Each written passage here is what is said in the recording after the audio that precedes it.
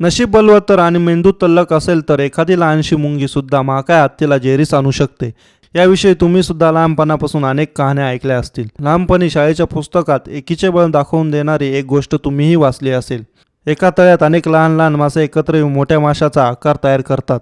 त्यामुळे मोठा मासा त्यांना मारू शकत नाही. याच गोष्टीचं 2023चं व्हर्जन सध्या सोशल मीडियावर व्हायरल होत आहे. हा व्हिडिओ लेटेस्ट सायंटिस्टच्या यूट्यूब चॅनलवर शेअर करण्यात आला आहे.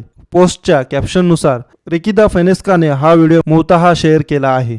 फेनेस्का यांनी लेटेस्ट सायंटिस्टला सांगितले, आम्ही स्कुकुजा येथून दुपारी उशिरा ड्राईव्हला निघालो. आम्ही इथे आधी एक सिंह पाहिला होता आणि तोच पाहण्यासाठी पुन्हा निघालो होतो.